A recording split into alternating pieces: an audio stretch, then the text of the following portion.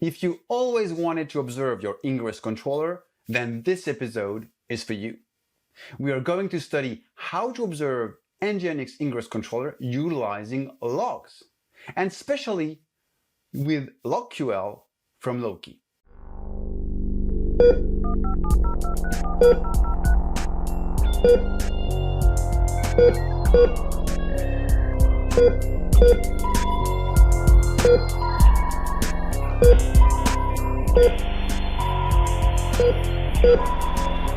Welcome to Is It Observable? The main objective of Is It Observable is to provide tutorials on how to observe a given technology. Today's episode is part of a series related to the Ingress controllers, and you see, in fact, it's more related to logs. We will try to answer to one question: is Nginx controller observable? This episode will cover 3 solutions in 3 distinct parts. Part 1 will explain what is an Ingress controller and how to consume the metrics exposed by the Prometheus exporter. Part 2 will focus on how to extend the observability by utilizing logs, and especially how to retrieve relevant KPI utilizing LogQL. Part 2, we will build a log stream pipeline, exposing the metrics from our logs, from the Nginx controller's logs, and build metrics out of it. So if you enjoy today's content, don't forget to like and subscribe to the channel. So let's see what we're going to learn out of this part 2 of the episode related to Nginx controller. We'll start with an interview of one of the core contributors of the Loki project, and I'm referring to Cyril Tovena from Grafana. We will explain then how to build LogQL, so we will briefly remind you the various concepts and aspects of LogQL, and then, because we will have all the right knowledge, we could start doing a tutorial. So let's have a look at how to collect logs. So probably with the log agent collector and forwarder, and transform those logs into metrics. To do that, I would like to call a friend, an expert that is in fact one of the core contributors of the project Loki, and I'm referring to Cyril Tovena. So let's have a call with Cyril.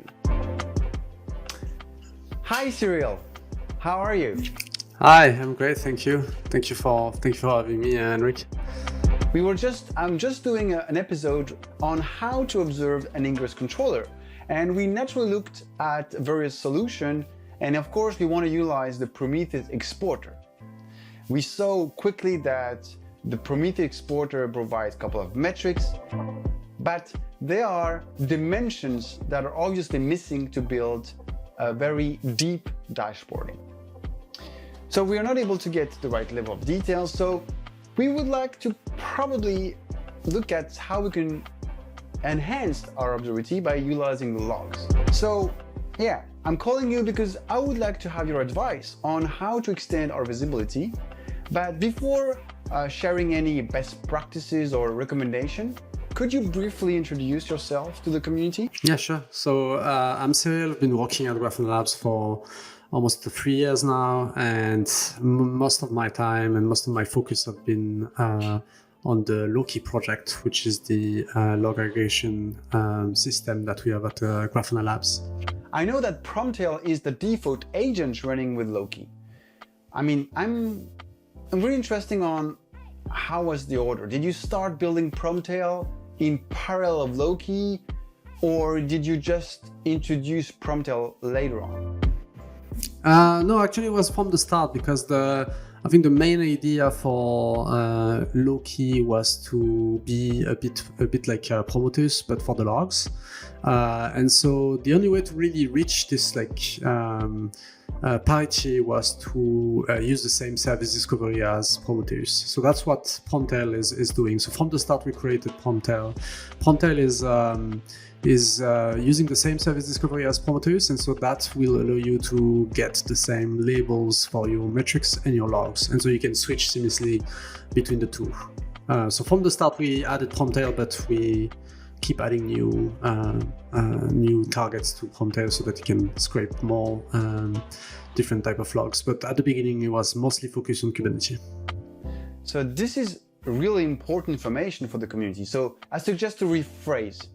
So it seems that if you use Promtail with Loki and Grafana, all your Grafana filters will be working smoothly between Prometheus and Loki data source. Yeah, so if you use another agent, it doesn't mean that it's not possible to do it. It's just maybe a bit more difficult.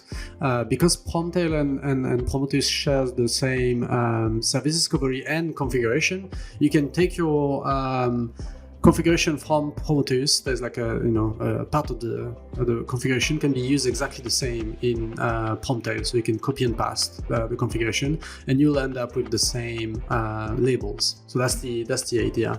And because you may already know about the Prometheus configuration, and you may already know how it works, then it's going to be easier to understand the Promtail configuration, because it basically uses bits of the Prometheus configuration. So it's not like you don't. It's not only with Promtail that you can achieve that, but it's easier with Promtail. Before we jump to the actual solution, maybe it's a perfect moment to talk about a roadmap. Is there any feature announcement that you can share with us? Yeah, so we just released 2.4, which has a lot of features. One of them was probably the most awaited feature, which is being able to send logs out of order. And that was very complex for some people who were sending logs from ephemeral workload, because it's difficult to synchronize log and send them in order. So now it's not necessary to send them in order. And that has been released this week.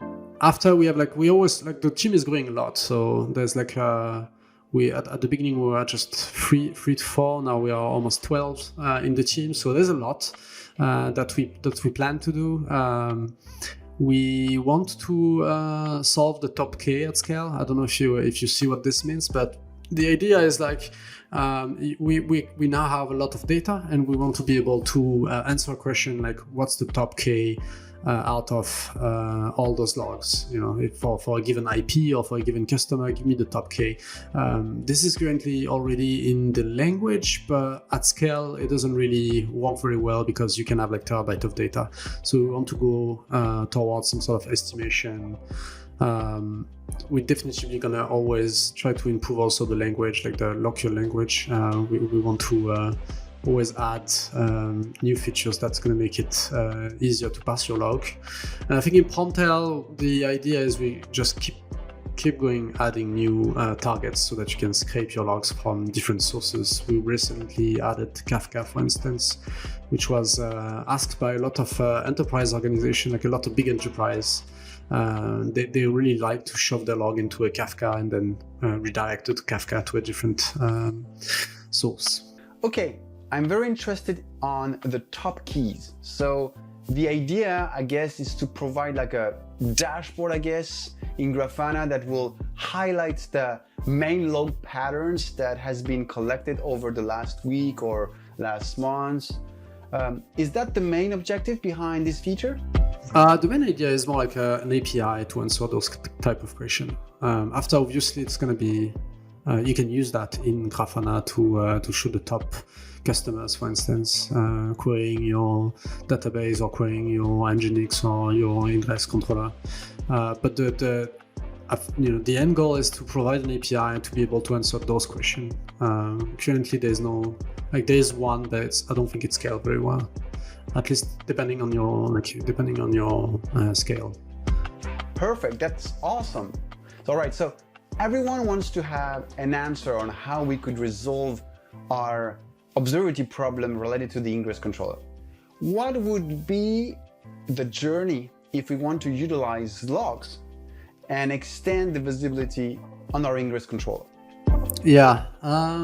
So I think the Nginx use case is very interesting, because you probably already realized that it doesn't provide a lot of metrics, and it's not really your application. So there's no way for you to kind of like create metric out of the blue, or like you need the code, right? And it's not your code. So, and that's kind of like not a rare use case. Like there's a lot of application as a developer that we use that are not our own, and maybe they're gonna lack of instrumentation in terms of metric, and all you have is the logs, and that's a great use case for Loki, because Loki can use those logs, and usually logs contains quite a lot of detail compared to metrics, and so you can parse this log and try to create your own metrics out of them. So that's the idea of LogQL and how to use it on logs.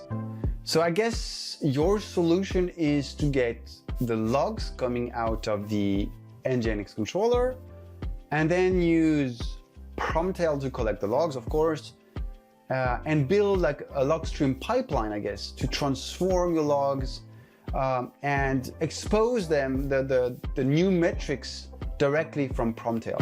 Would you do it that way or differently? No, I wouldn't. So it depends, but I think the rule of thumbs in terms of like trying to process your logs is, if your logs are already human readable on your side, you shouldn't try to maybe make them parsable by a machine, because you're going to lose that human readability. And I think after all, logs are made to be read by a human, to look at what's your log line, the trend of your log line. And JSON is so difficult. Like when you have like a big blob of JSON and you have thousands of them on the screen, it's very difficult to go through with your eyes. So I wouldn't recommend to try to make any of your log easier to parse by JSON or by a machine, but keep them human readable. I see this mistake has been done very often, and it's because most of the system doesn't really allow you to ingest anything than JSON, for instance. And so people will try to transform their log into JSON. They may also log in JSON because they think it's going to be easier. But I think the best type of logs are the ones that are human readable. So Nginx logs are already human readable. Like there is a single line, they don't have a specific format. They're made to be very easy to look at. The log format also is very so logFMT, which is a very popular log format in Go, is very human readable. So I wouldn't recommend you to change anything from your log at the source. It really depends on the use case, obviously. Like there's some case where you want to process the logs, in case, for instance, that it's JSON and you're enough with JSON, and so you could use a pipeline in Promtail to unwrap JSON and only use the log line. So there's some case where you want to parse, but most of the time I'd say try to keep your log as they are, especially if they are human readable. Okay, then I guess in your case, the transformation and the creation of the metric itself will be done through LogQL. So at the end, you will keep the original source and then you transform it directly with LogQL. Just to remind the community, so LogQL stands for Log Query Language. As we briefly saw on the episode on Loki, we have a lot of labels within our logs. So the LogQL will filter the log stream based on a label and then transform slightly the log to expose any metrics like response times or byte exchange. By looking at the documentation of Loki related to LogQL, there are several types of operators or pipeline steps, like the parser, the line filter, the label filter, and more. When building a LogQL, are there any recommendation where or when we need to use those filters? We all want to retrieve data, but in a performant and reliable way. 1, 2, 3, clap. We want, of course, to retrieve the data, but we want to make sure that the way we are retrieving that data is performant and reliable. So is there any steps that you need to do before or in a specific order to be more efficient and more robust and even more performant? Yeah, so Loki is actually heavily inspired by Prometheus. So I wanted to let you know that, because if you're already used to Promtail, then using LogQL is going to be a bit easier, because it reuse a lot of concept from Promtail. As for the advice or tips to make queries faster, I think I wrote a blog post give a bit of idea how to get the most of your queries. But usually you should be aware that Loki actually scan the logs because it's not using a big index. So the first step, which is using your index to find all the logs, that's like a very similar than a label matcher query in Promtail. And that's what's gonna decide on how much log you're gonna query. So make sure you matches exactly the logs that you need to match. Like if it's, for instance, if you want to do a query over a full namespace, then you use the namespace. But if it's a specific application, use the specific application plus the namespace. So try to reduce at the source as much as possible the amount of log that you're going to parse and scan. And then after, there's a succession of pipeline that you can do. The first one usually is a filter, so that means that you're going to try to do some sort of grep, filtering the logs based on a word. There is like two types of filter. One is regex and one is like contain, like a string. The later, the string one, is the fastest one. So try to do a combination of like contain multiple of them all together. And then if you really need at the end of the day to do a regex, do it at the end. So you can chain them all together, and you should try to make them the most precise at the beginning, and then at the end the one that you that are more specific to the log line, because it goes from left to right. As you know, the more you filter, the more the last operation is going to be faster. So that means other operation like parsing, for instance, when you need to parse the log line and then add new labels that you can use after for more aggregation or for more filtering, that's the same. Like you try to filter first before doing the parser. If you're looking for a namespace and you want to parse specific logs and some of them are not in the right format, you should try to maybe filter them out before throwing that into the parser. So always filter and then parser, and then after other filter if there's filtering based on what you extracted. But usually it's the best way to go about performance to use like the line filters. I remember when I played with LogQL on the episode related to Loki, I used the JSON parser. And it seems that sometimes your log source are not fully JSON friendly. So the JSON parser could cause some errors due to the conversion issues. How do you manage those exceptions? Because I know that there are few specific fields to catch the error and manage properly the query.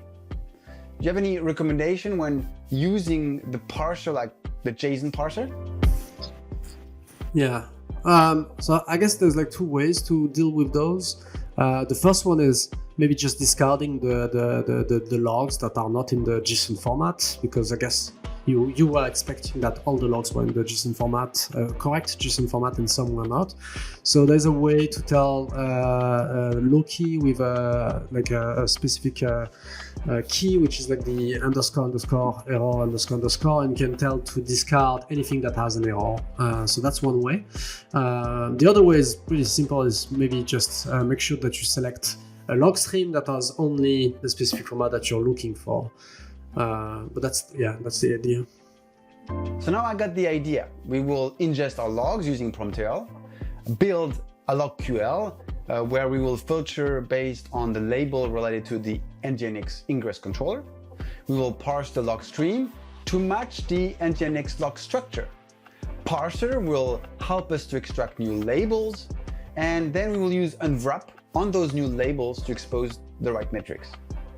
Of course, we could use any functions to plot the rate, the average, the percentiles of a given indicator.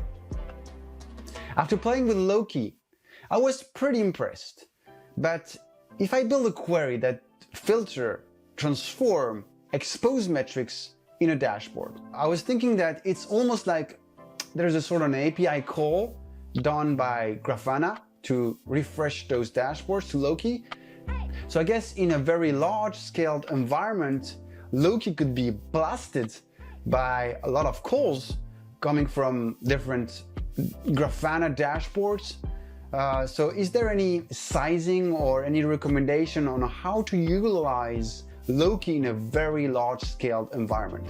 So this specific case where like a dashboard is refreshing, or you have like a mini dashboard and then every 10 seconds it's refreshing, it shouldn't really be a problem, because if you think about it, on the dashboard there's just one point that has been added based, from the last time. So what we do with Loki and on Grafana Cloud is that we actually cache those responses. They're very cheap to cache because there's just metrics now. So we cache them, and then when you ask the same query but for, let's say, 5 minutes more data, then we're just gonna compute the 5 minutes missing. So that shouldn't really be a problem. Only the first query is gonna be a difficult one, because it's gonna have to crunch through maybe 12 hours of data, but then the subsequent query is gonna only crunch the 5 minutes missing. So we're using cache in Loki, and that's available also for you in the open source. Usually we use Memcache, but you can also use Redis if that's what you want. Prometheus has issue to scale. You can only scale it in a vertical way. After a certain number of metrics, Prometheus starts to consume a significant amount of memory in our environment. So what about Loki? Could we scale it horizontally? It is possible. So there's actually a path here that I usually recommend. Usually I recommend people to use the single binary version of Loki, which is like just a single binary, scale only vertically for now. And then just, get used to that, play with it, get used to this. It usually is good enough for testing, test cluster, development cluster. It might be fine for small Kubernetes cluster, but at some point, if you want to ingest more than one cluster, or if one cluster is very big, then you need to scale. In that case, there is like multiple paths. In 2.4, we release a new way to scale Loki, which is you decide, so you basically have two types of deployment, one which is the read and one which is the write.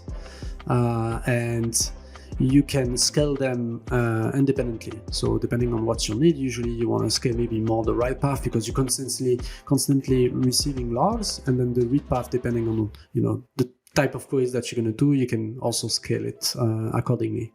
And then there's another way of running it, which is like all the components that Loki actually contains. So Loki is actually designed to run as a microservices architecture. So there's a lot of components that we bundle up into a single binary if you run it that way, or into two different read and write paths. But at the end, it's actually us who's running it also for Grafana Cloud, and we ingest 50 terabytes of data per day, or even more than that. So we receive a lot of data. And so we need to be able to scale for all the customers that we have in a single cluster for a single region, for instance. And to do that, we run Grafana Loki as a microservice architecture. Like everything is distributed, so the read path and the write path is different for sure, but inside the read path you're gonna have a lot of different components. That's a bit more difficult, so I would recommend to go down that road only if really you are at a scale that it's not working anymore with the two previous type of deployment that I explained earlier. There is a Helm chart that is called, I think, the Loki distributed that chart. I think it's good enough to do that. Otherwise, we have also a JSONet library that we provide in the Loki repo that does the distributed deployment. But just to sum up, make sure that you start with the simple case of deployment at the beginning, and then try to increase the difficulty of the deployment as you scale, and that's the idea. I was not aware of a read Loki and a write Loki. So you have two distinct components One will be in charge of ingesting, and the other more to deliver the data back to Grafana. Do you have any resources to share that could help us to deploy Loki in a large environment? Yeah, there's actually like a Grafana Observable talk that happened this week, and that goes deep into the detail of this new type of deployment, which makes it simpler to scale Loki. So you don't need the distributed microservices version anymore, especially if you're not used too much to Loki. That can be a pain. I know that Grafana provides lots of standard dashboards that you can import from the community. From a log perspective, we depend on the source and the labels that are exposed in the source. Are there any standard dashboard using Loki as a data source? Or because of its structure, does it really make sense? There's a Grafana dashboard sharing feature on grafana.com website, and I'm seeing more and more of those dashboards that contain logs now. I think there is one for Kubernetes that is based only on logs and is only on the event logs of Kubernetes. So you can maybe look at grafana.com and see if there's any dashboard that is useful for you. But we also have like a cloud integration. So when you use Grafana Cloud, you get integration depending on what you have as what you're running as a workload. So if you're running Cassandra, or if you're running Kafka, or if you're running Windows Server, there's like you can select in the processes what type of workload you're using, and it will install automatically dashboard. And those dashboards start to slowly also get logs added to them. We are going to try out your suggested solution utilizing LogQL. Do you have any last recommendation for the community when starting using Loki and LogQL? Yeah, we said, I think the last recommendation I have is we said that you shouldn't try to parse too much the logs at the source and do that in Loki. And in Loki, I didn't mention, but there's like 4 parser. 2 of them are pretty easy to know which one you're going to choose because they heavily depend on the format. Like if it's a JSON log, then you're going to use the JSON parser. If it's a log FMT log format, then you're going to use this one. But then when it's not either of them, you have to choose between the pattern and the regex parser. And I think you should be aware that the pattern parser is a bit easier to use than the regex one, and it's going to be faster also. So you should try to privilege to use the pattern parser with human readable logs. And if really that doesn't fit your use case, then fall back into the regex parser, which is going to be consuming more resources, be a bit slower, and difficult to write regex. I mean, who knows how to write regex nowadays? Thanks for your time and your recommendation. Yeah, thank you. Thank you for having me, Henrik. It was a pleasure. A big applause for Grafana because Loki is really an amazing project and it helps the community to take advantage of the logs. So let's see the LogQL. So LogQL stands for Log Query Language. It's technically a PromQL for logs. Or PromQL, if you remember, Prometheus query language. By the way, we did a dedicated episode related to PromQL. So if you want to learn more about PromQL, don't forget to watch this episode. If you're using an observability backend solution supporting LogQL, then it becomes crucial to understand what you can achieve with it and probably know how to build your own queries. As you probably understood, everything starts with a log stream pipeline that will collect logs from various sources and store it into a log stream storage solution like Loki. So there are obviously several log collector and forwarder in the market. So we saw Promtail provided by Grafana, Loki. There is Flindy and Flimbit. So once the log stream are stored, we obviously want to be able to consume those logs and transform them to be able to build dashboards, alerts, and probably more. In the episode dedicated to Loki, we briefly introduced LogQL. So LogQL will allow us to filter, to transform, to extract data as metrics. Once you have a metric, you will then be able to use any functions from the traditional Promtail to aggregate those metrics. A LogQL will be able to return two types of formats. First, a log stream, and a second, a metric. Usually, you build a metrics from a log stream. So you will build a log stream that will be transforming your logs, and then afterward, you will probably expose only metrics. A LogQL have a specific structure. So first you have a stream collector, and then you have what we call a log pipeline. Not the log stream pipeline, but the log pipeline, where each step of this pipeline will be separated by a pipe. When collecting our logs, the agent, collector, and forwarder add context to our logs. We saw that, like the pod name, the service name, anything to bring more context. So technically, the log stream selector collector will allow us to filter our logs based on labels that are currently available in our log stream. So similar to a Promtail, we will be able to utilize a label matching operator like equal, so exactly equal to that label, not equal, of course, and then you can use any type of regular expressions that will match, or in the other way, that won't match that regular expression. Once we have selected or filtered our log stream, we probably want to apply a log pipeline. So let's jump into the log pipeline. A log pipeline basically is, once we have filtered our logs based on labels, we probably want to process, filter, put a format on our logs, and you will see that there are several ways of doing this.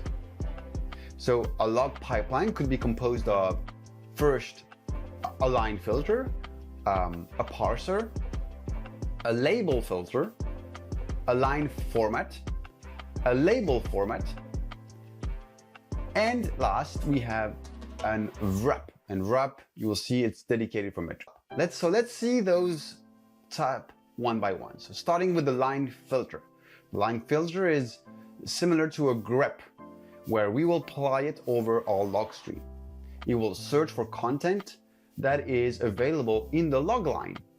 So you can do equal, that will say the log line contains that string.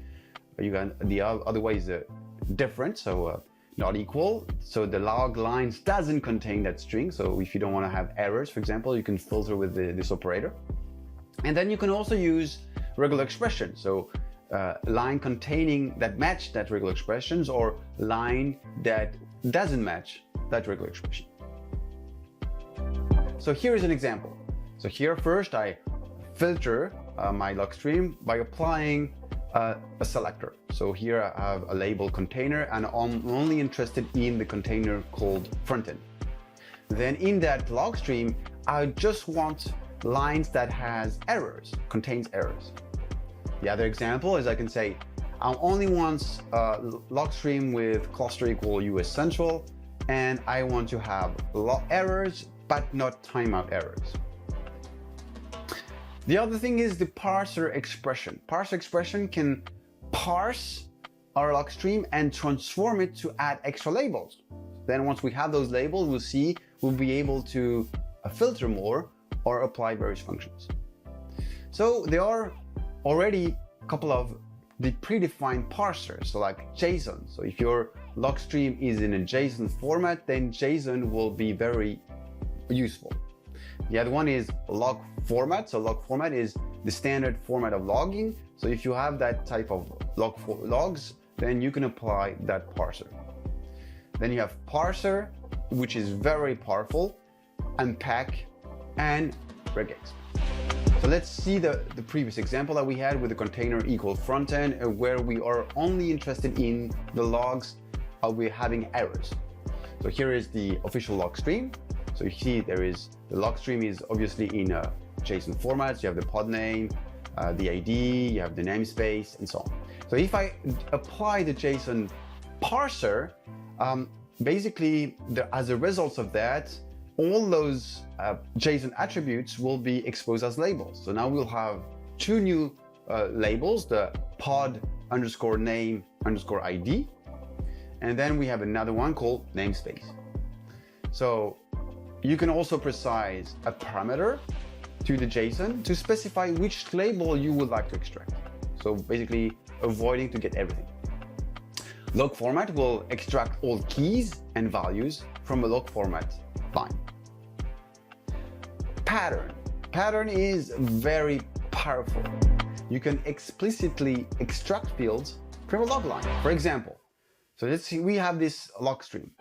This log stream, by the way, looks pretty familiar to the Nginx controller. So you can see here in this log format, you have the IP address, the date, and then you have a string containing the HTTP method, the path, the status code, the number of bytes, and you have the user agent. Yeah, a lot of useful information. So this log, in fact, line could be parsed with the following expression using those characters. So you can say that here we have the IP, here we have the date, here we have our HTTP method, and so on and so forth. And if you don't want to collect new labels, there are a few information that you're not interested in, then you can use this pattern, means that you are not interested to keep that label. Regex will be basically similar to a pattern, but you will have to precise the expected format utilizing regex irregular expressions. Now, label filter. Once you have parsed your log stream, extract and added new labels, you can again apply new label filtering. For instance, if we have transformer logs, you're using a log format, then we have now two new labels, duration and byte consumed. So then after this parser, I would be able to apply a new label filter and say that I'm interested in the duration that is above 1 second or 1 minute, and the byte consumed is over 20 megs. Then you have line format expression. Line expression will help you to rewrite your log content by displaying only few labels. So here we have an example, so container frontend, remember, then we parse it with the log format. And then here you can see we apply the line format where we want to structure the line differently. So we have first the IP, the status, and then we can also apply calculation. So we have the duration, which is in milliseconds, and we want to basically expose it in seconds. So we divide duration by 1000. Then we have the labels format expression. Label format can rename, modify, and even add new labels to our modified log stream, because at the end we start with log stream and we are parsing, transforming, adding things, and now we are at a certain state where we probably want to add more labels as well. So then you have the metric queries to extract log stream and build metrics out of those log streams. Metric queries is applying functions to a log query results. The log query will return a range vector. So if you don't know what is a range vector, you should look at the Promtail episode that will explain that format. There are two types of aggregators, the log range aggregator and the unwrapped range aggregations. So let's have a look at the first one, the range aggregation. So similar to Prometheus, a range aggregation is a query followed by a duration. You precise what is the duration where you want to aggregate. So you can apply functions like rate that will calculate the number of entries per second, the count over time, where you will count the entries of each log stream within a given range, the byte rate, calculating the number of bytes per second for each of those log streams, byte over time, that will count the amount of bytes used by each log stream for a given range. Absent over time, where basically it will report if there's a missing metric. So the value of absent over time is you probably want to build alerts saying that if there is missing indicator, missing log stream, it could be a sign that there's a problem. The second example. Here we have a LogQL. You can see that we are summing by host. So basically we're already putting a split. And so basically we are filtering the logs that are only related to the job MySQL. We're only interested on the logs containing errors but not timeout. Then we parse it to add new labels using JSON. And last, we are doing a label filtering where we're only looking at duration above 10 seconds.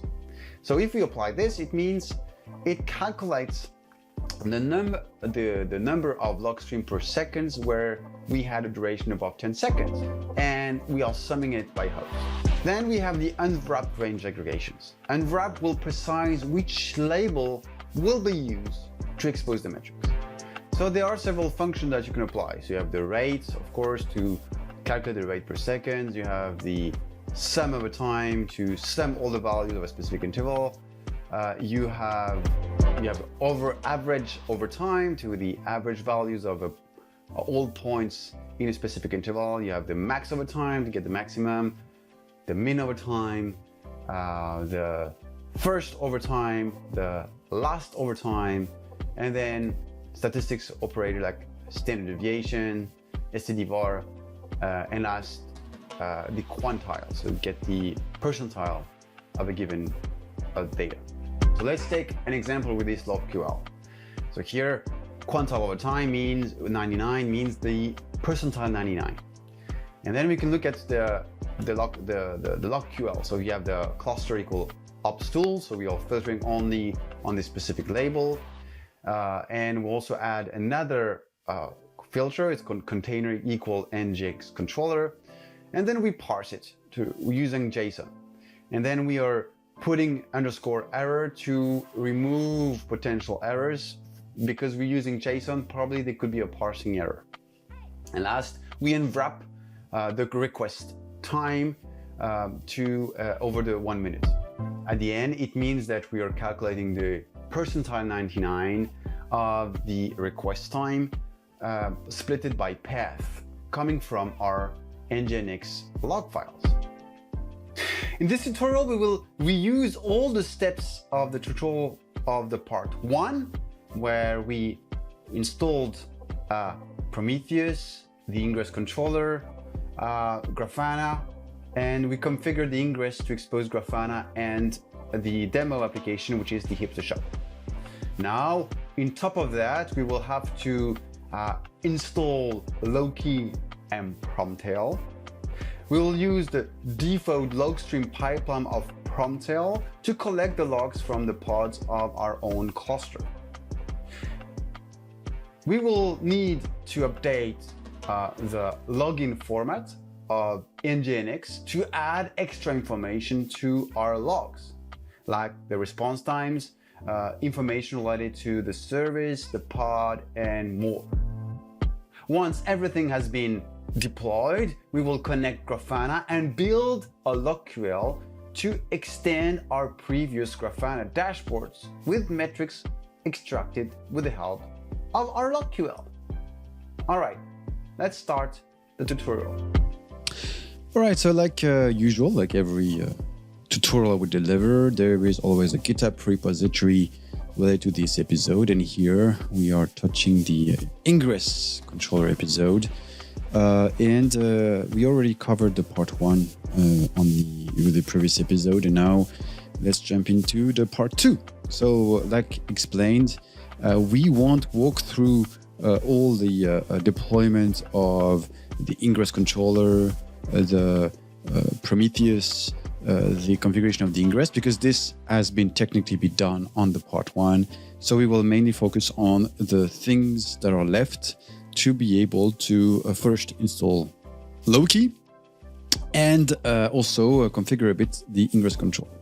So the first piece that we need, because we want to utilize logs properly, we probably want to extend the logs that are generated by Nginx. So, like briefly mentioned during the part one, when we installed the Ingress controller, we defined a name for the config map of Ingress controller. So let me show you if I bring my terminal here, and if I just do a kubectl get config map, I have all the config map to Prometheus, and the one I'm referring is the Nginx. So if I edit this config map, here is the detail that we have. So the config map is obviously completely empty, and we want so basically this is the equivalent of the Nginx configuration file. You make sure to copy the line that I have added here in the GitHub repository. Don't put any quote. That's very important to make sure that it's going to fully work. I see that I have a small minor change. Let me update this one. I see that I have a double quote, and let me do this. And to be able to take advantage of the new settings with the new log format, we need to basically kill the pod that runs our ingress. So let's get the pods. There's the ingress. And now I'm going to need that pod. So I will force basically Kubernetes to reapply the new deployment. The deployment with the pod, there will be a new pod with that will take the new config map and we will have everything. So let's get the new pod ID and check and generate some traffic to see if everything is if the new log format is being considered. All right, so now we have our logs here, and let me do some few traffic. So let's go to Grafana and back, and maybe do open Nginx, the online boutique, and do some traffic here, and then up. Let's check out if we get the logs. All right, so let's have a look at the logs generated. So we have our IP address. All right, perfect. We have the path. That's perfect. And now you can see that we have 200 the bytes. That's the response times. And then we have a couple of information. So I have a few things here. I have the upstream time. So I have the difference between the upstream and the response times, and then I can see what the name of the host that was taking it with the name of the service. I have the name of the ingress, and I have the namespace, and I have the service that will serve. So we have all the right dimensions, but keep in mind that Loki is going to grab the logs, and he's going to also add some labels because it's the value of log collector and forwarder. So he will do it as well. All right. So next step now is deploy simply our Loki, and for that we are going to add the Helm repo. So here is the Helm repo, but I already have it, so it won't change much. I will just do a Helm repo update to update all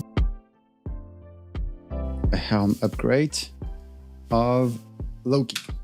All right, here it is, and let me check what we have here. So we have our 3 Promtails running, because Promtail is running as a daemon set, so on each node, and we have our Loki server, which is just here. I just need to configure Grafana.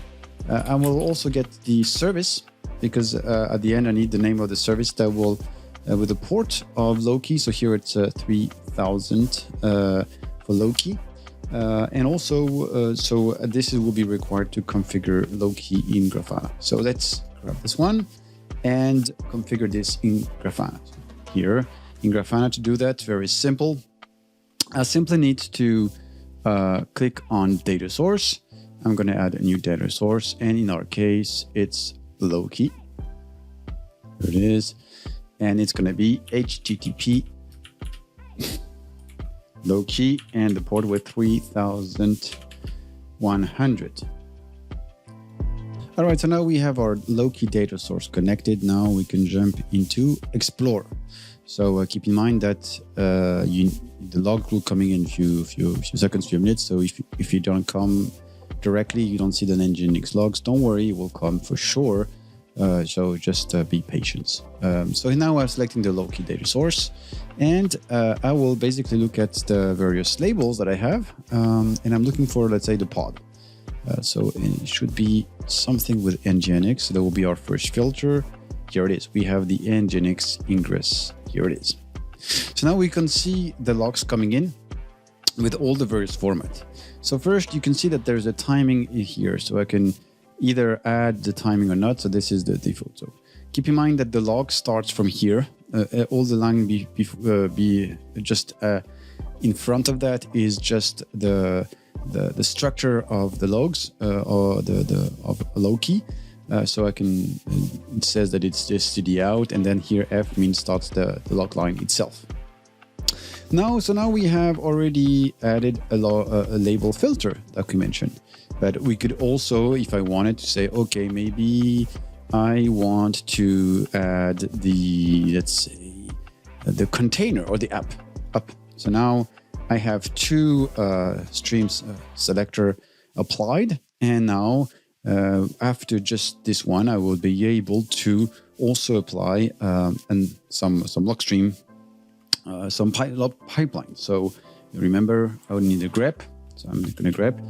All right. So first we want to do is we have the label. We are going to put a filter on ingress to make sure that we only collect the log that comes from that has ingress. So it means it's a traffic that goes through the ingress. So that's important for me. It means I will have all the information about the service and so on. If not, that could cause some problems. Now, second thing we want to do is to utilize the function to process, use a parser. So pattern is obviously the right one. You need to start, so put everything between those two characters, and then you simply describe the pattern. So let me copy paste the structure of the log format that we just configured in the config map. So here you have the Nginx variables, and then we're just gonna basically replace it with the brackets. So here up email address, right? Then we have the time, okay. Then we have the request duration, okay. Status. In between, if you look, you have the URL, and just after the URL. Well, let me check. Just after the URL, you have the status, you have the HTTP version. So this one we don't care. So let's get rid of this one with this syntax. We saw that. Then we're gonna take the body sent. So that's an interesting label to get. Response times. All right. Upstream address. Upstream response times. The proxy host. Let's say we don't care. So let's remove this one. So we're gonna not collect any labels for this one, like this. Oh, like this. Then we're going to take the status. Status could be interesting. The resource name. Okay, and last, it's the resource type, the namespace, and the service. All right, so now we have everything. Let me run this one up. So we didn't see much because we didn't use anything. But now let's say we want to put a label filter. So we have new labels now. We have a label called request is more than just this. I need to put methods because method is before. This is my mistake. I'm sorry. Method, and then there is request. So I'm gonna run the query. Oh. Small mistake. All right, and now we have another. So now I can try to say I just want to look at the lines that has a new label called method. That's the one, and we want to have equal get. Okay. All right. So now let's have a look. it was working, so it's filtered to only the get. And if I do post, I'm not sure if there's any post request, to be honest, but let's see. Oh, we have one. So see, it's very easy because now, because we did this we had this new label that allow us to do even more query on this. So let's keep on the get. All right, so now we have our query with ingress and so on.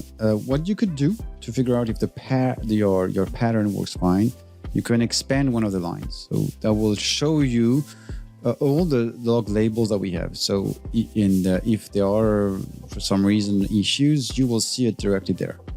So we can see that we have a namespace here. That works fine. So here it seems that there's some problem. So on this one, so there's a warning here. So let's say we don't want a warning. We just want the one we don't want stdr. So let's remove this one. So first, where is stdr? I don't even see it here. So let's first put and another one, say not equal stdr. All right, let's run the query. All right, what do we have now? Let's check. So we only have the std out. So let's grab one of those lines. Why do I'm doing this? Because I want to make sure that all the labels are properly defined. As you can see, resource name here has a problem.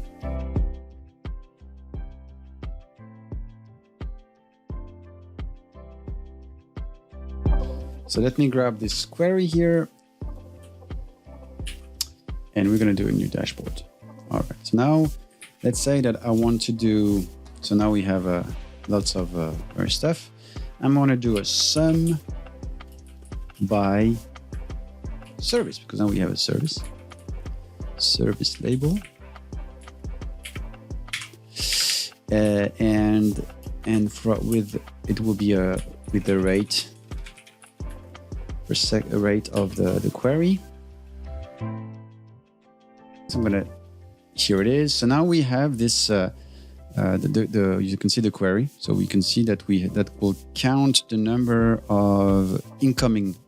So here we don't do any wrap. So it will count the number of incoming log stream that match that pattern. So it sort of could be the request per second, because we match every request coming in, which with a status under 400. So that could be interesting. So let's put this, so number, we can say number. So let me put some just to stand some traffic on.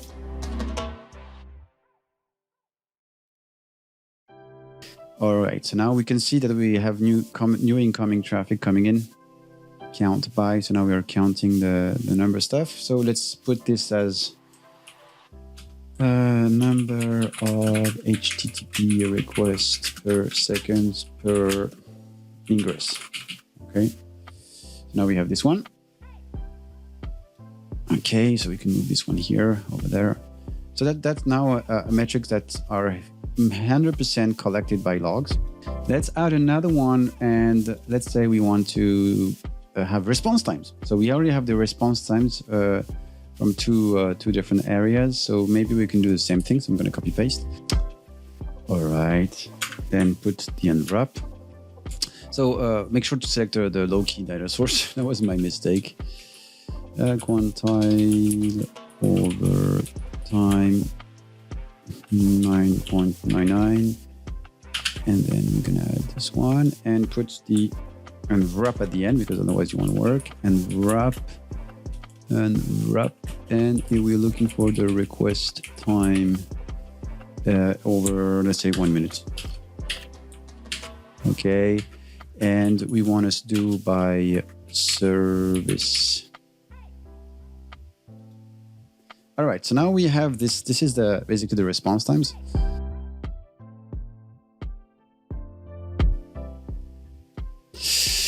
That's another one. So you can see it's very interesting to do through logs. We can also maybe play around with, let's say I want to plot number of bytes coming in. So we can sum by service, because we still want to split by service. and we would do a sum over time. So we're going to sum the number of bytes. Sum over time. Here it is. And at the end, we do unwrap. Oh, what's going on? Okay. Of byte send. Okay. Lasts over 1 minute. Okay. This one. So now I'm summing the number of bytes. So we have 1000 bytes per second on this. So that can be a number. It's going to be amount.